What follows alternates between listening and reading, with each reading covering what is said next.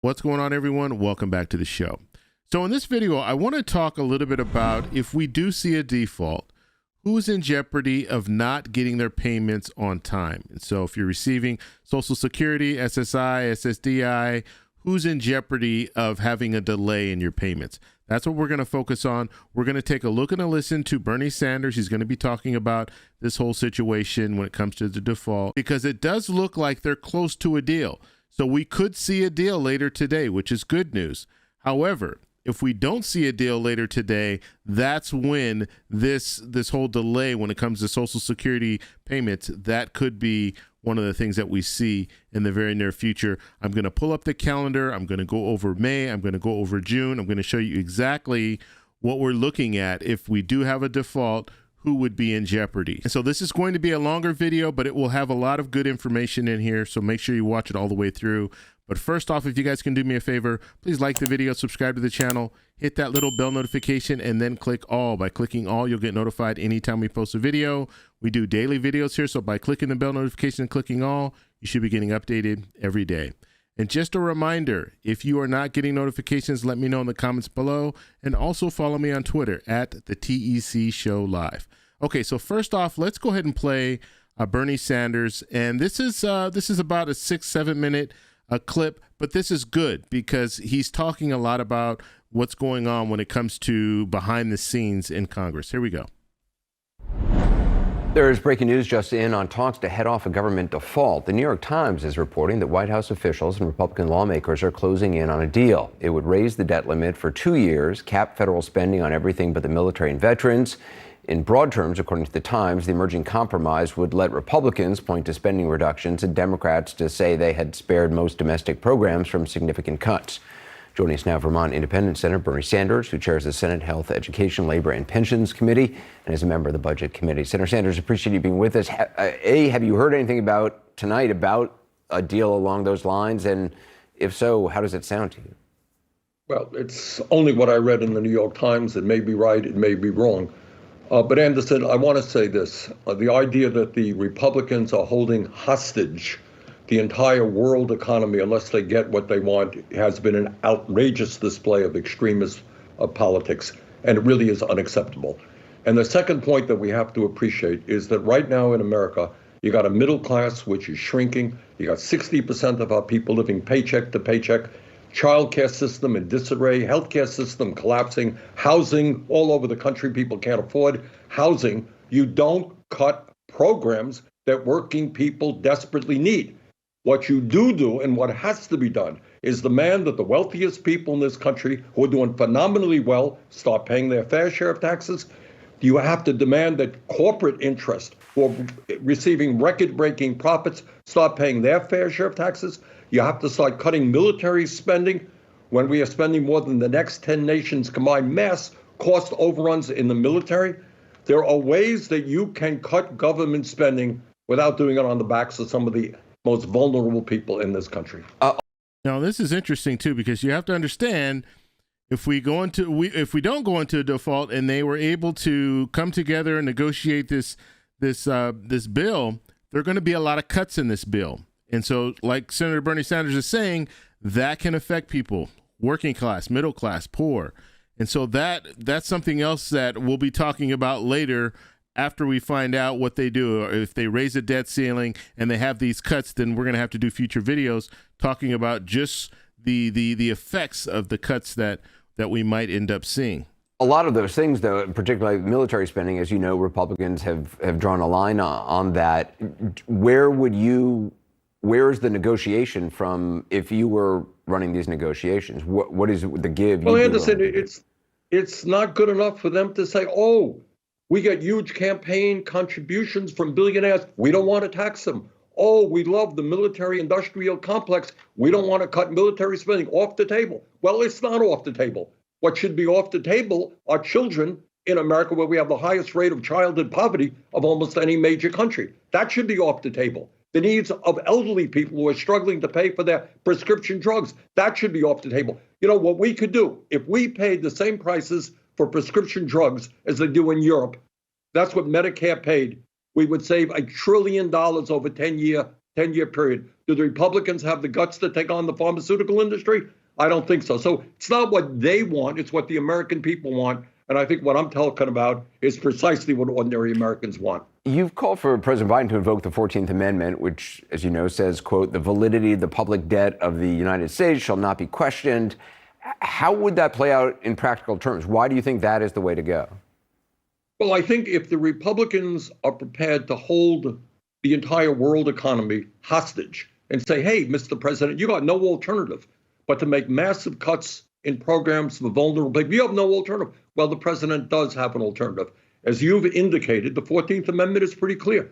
The validity of paying off our national debt is not questioned. That's the 14th Amendment. I think he should invoke it. What that would mean in practical terms, I believe, it's never been done before, is that we would continue to pay our bills. I suspect it would be challenged in the courts very, very quickly. I think the courts do not want to see the world economy crumble, and I think it would be sustained. Does the, there are Democrats who believe that invoking that essentially is sort of absolving Congress of what their responsibilities are and that it should remain in Congress. What about that argument? It's an argument, and I'm not here to tell you that I think the 14th Amendment is a wonderful solution. It's about all that we have left. It is a better solution than the Republican approach, which says, and their original proposal was a 10-year proposal, which would have made massive cuts for the elderly, the children, the sick, and the poor. If that's the alternative, 14th Amendment looks pretty good. But I'm not here to tell you that that's a great option. The option is that you do what we've always done throughout history, is you raise the debt ceiling. You do not default. You don't threaten to default. And then you have an argument about the budget. That's what you do in a democratic society, not hold the world economy hostage, which is what the Republicans are doing. And I've been saying this for weeks. You have two separate issues. You have the debt ceiling, raising of the debt ceiling, which they do on a normal basis.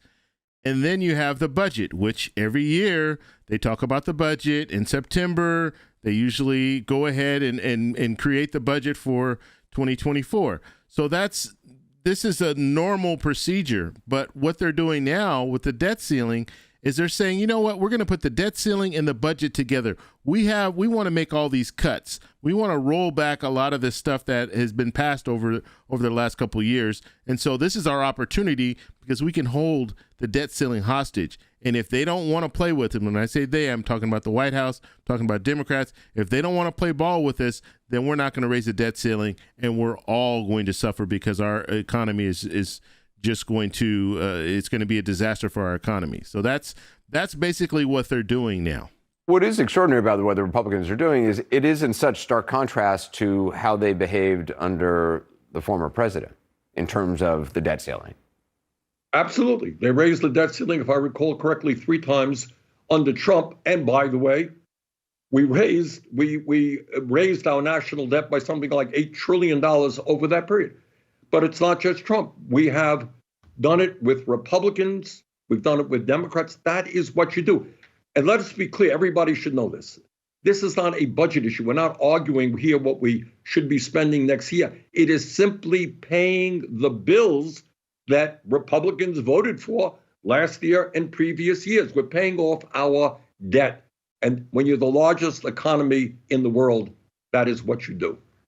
If you make a deal now, Democrats could revisit your budget priorities if and when they win back control of the House, or I guess from the Republican perspective, if and when they win back the White House. Would that be a better path than default? Well, default is a terrible path. It will cause global anarchy. But the alternatives are also very, very bad.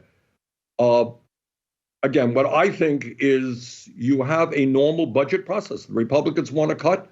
I want to make investments in our children and healthcare and education. Let's argue it out.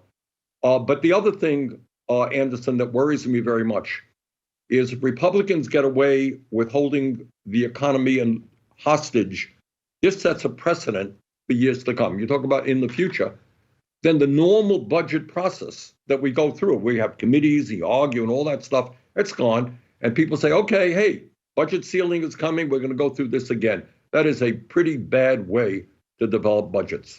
Senator Bernie Sanders, I appreciate your time tonight. Thank you. Okay, so that was Senator Bernie Sanders, and he's right at the very end there when he was talking about setting precedent, and this could set precedent where now Democrats will just do the same thing to Republicans in the same situation. When it comes to the debt ceiling, they're not going to discuss the debt ceiling anymore. They're going to say, you know what, we're not going to raise the debt ceiling until you meet our demands.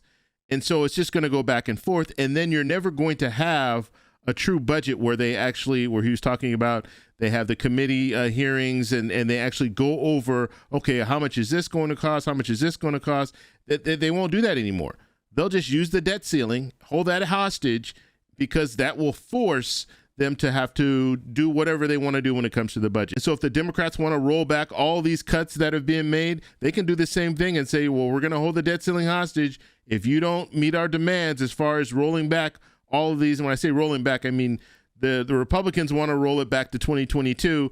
And then what the Democrats will say is, okay, we're going to push it forward to increase all the different agencies, the funding for all the different agencies. So it's just going to go back and forth. And so Congress really won't be working on a budget. They're just going to be waiting for the debt ceiling, waiting for us to get close to hitting the debt ceiling, and then they'll just use that to get whatever they want. So I want to show you guys the calendar here. And I showed you this yesterday. I'm going to show it to you again, but I've actually added June in here, so it'll make a little bit more sense. And so let's look at where we are right now. So looking at today, looking at Friday, there's a potential that we will see a deal today, a verbal agreement, okay? And that will be between Speaker McCarthy, the leadership in the House, as well as the White House. Those are the people who are negotiating right now. So if we were to see a deal later today, then that would mean that we have Saturday and Sunday. They're going to need to write up this bill, okay? So that's what we would be looking at there. Now, the 29th, Monday, that's a holiday, so they're probably not going to work on the holiday. And so that would mean that we would probably see this bill introduced on the 30th or the 31st or June 1st. Most likely, we'll see it introduced on the 30th. I can't see them going past this because they're going to need the 72 hours. Okay, they need 72 hours for Congress, or at least the House, to review this bill. And that is a new policy in the House. Okay, that was one of the concessions that Speaker McCarthy made in order to become Speaker. And so this 72-hour rule is going to be in effect. And so if we're looking at our timeline here, if they pass it today, then they write it up on the 27th and the 28th, and maybe even on the 29th, and then get that to the House and to Congress as a whole, but it's going to start in the House. Get it to the House by the 30th, then they'll have the time to review it, and then now we're looking at June 1st. Okay? And so that would be the game plan. Now, that's if we don't have any hiccups. Now, there can be some hiccups, and this is how. The first thing is you get an agreement, but what if you can't get the 218 votes that you need? So you need 218 votes for this bill to pass in the House. So what if you can't get that? What if, because you're automatically going to have some Republicans on the right that they're not going to want to vote for this because changes have been made, and they've already said they voted on the bill, this last raising of the debt ceiling bill, and if any changes are going to be made, they're not going to vote for this one. They've already indicated that. Then you also have progressives on the left that have said if there are any cuts, we're not going to vote for that. So now you're just looking at the middle. You're looking at Democrats in the middle, Republicans in the middle. And you need to have 218 votes or it's not going anywhere. Okay, so that's a potential hiccup. Also, when we're looking at this, let's say we get to June 1st and they want to amend parts of the bill. Well, if they want to amend parts of the bill, that's going to take a little bit of time. So that could take another couple of days for them to put forward these different amendments. Okay. And so we could be looking at a situation where now we're past June 1st and now they're still trying to work out a deal, but they don't have a deal yet.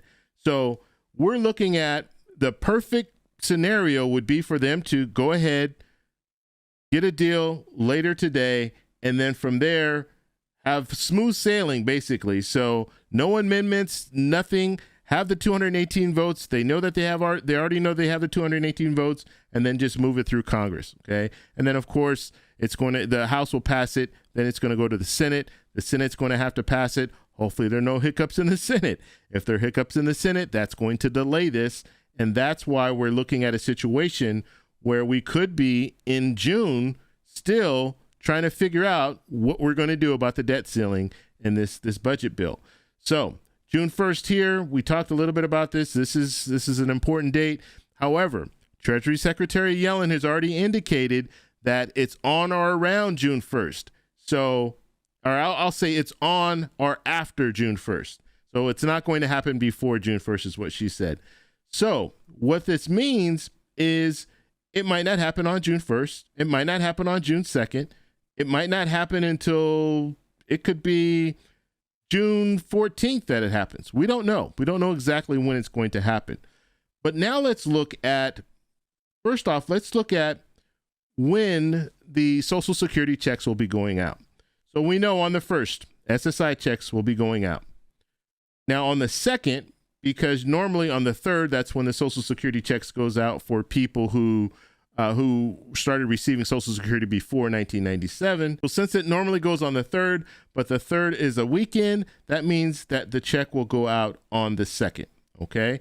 So looking at these two dates here, I would say, and it's pretty safe to say at this point, that June 1st, checks will go out as normal. June 2nd, checks will go out as normal.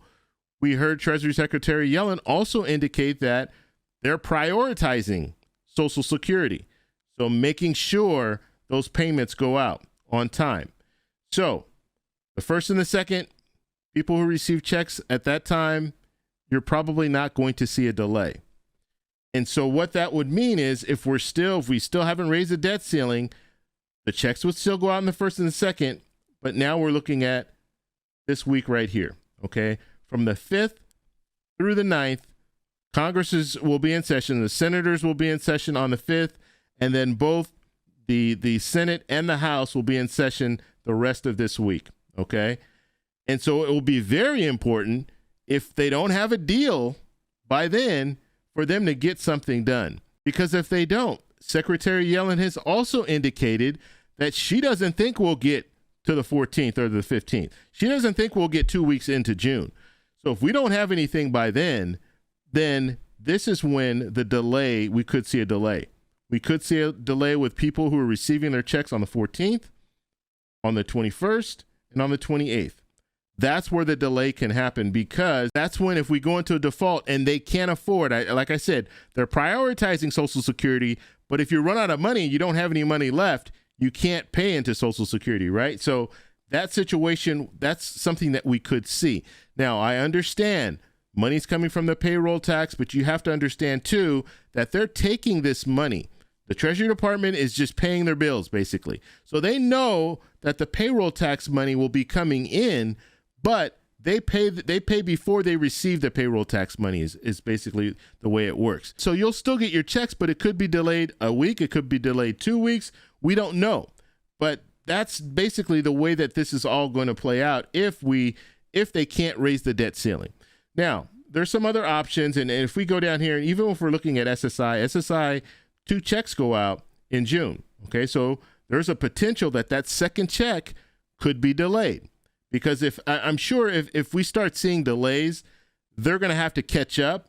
And so we could see a situation where, because they're trying to catch up, it delays everything down the road. So let's say the 14th, those checks get delayed, then automatically the 21st, those checks will get delayed, even if we find a deal. So it's going to be something where they're going to have to really, the Treasury Department, we've never seen this before, so we don't really know exactly how it will play out. But I'm just saying, the people who receive their checks on the 14th, the 21st, the 28th, and people receiving SSI on the 30th, you could see a delay in your checks. Now, we heard a little bit of talk here when it came to, okay, well, what could potentially happen? What could we see? Okay, we could see a deal. That would be ideal if we see a deal. We could see an extension. Okay, so they could see them extended maybe a month, maybe a couple weeks, what have you. They could do an extension if they're close. And we know that the talk right now is that they're close. Now, we haven't heard Speaker McCarthy say they're close. We haven't heard the White House say they're close. We're just hearing this from news outlets that are getting inside information. And so we don't know this to be a fact. So we'll have to find out later today or maybe in the coming days if they're really as close as we're hearing. Or the 14th Amendment. President Biden can invoke the 14th Amendment. Now, the issue with invoking the 14th Amendment, that would take some time. So we're already up against the wall. And let's say he waits until the 31st and he realizes no deal can be made. And so he says, okay, 14th Amendment, we're going to invoke that. And so he invokes the 14th Amendment on the 31st.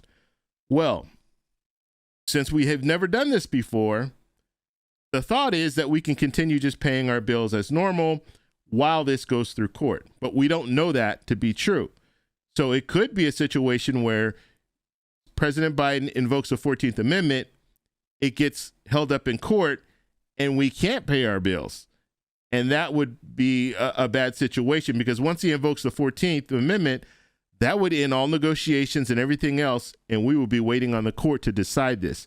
And so that could put a burden on people receiving their checks. Okay, now I still think June 1st and June 2nd, checks will go out as normal. I still think that. And only because Treasury Secretary Yellen has indicated she's prioritizing Social Security. So that money will be going out. Now, other agencies, I can't speak for that, but when it comes to Social Security, she did mention that she's prioritizing Social Security. And so that will be good for the people receiving checks on the 1st and the 2nd, but we just don't know the rest of the month how it will play out. So hopefully that all made sense. If you guys have any questions, leave them below. And we're going to continue to follow this. And so make sure you subscribe, hit that little bell notification, because once they come to some type of an agreement, or if they don't come to an agreement and they invoke the 14th Amendment, we're still looking at a situation where there's going to be more trouble ahead. Okay, because if they don't come to an agreement, you're going to see more cuts, because they're going to be talking about the budget in the coming months. And when they talk about the budget, they're going to be talking about cuts then. And so if they did work out a deal now, there's still going to be cuts. And so that's still going to affect people. So all in all, this is one of those deals where it's not good. Of course, they need to raise the debt ceiling. But even if they raise the debt ceiling and they negotiate a lot of cuts, we're going to see some changes, some big changes when it comes to a lot of the different programs that are out there, as well as the agencies and how they do their job is going to change, because they're going to be receiving less money. And like I said, if you guys have any questions, please post them below. If you like this video, please give me a thumbs up. Try to have a good weekend, and I'll talk to you in the next one. Bye.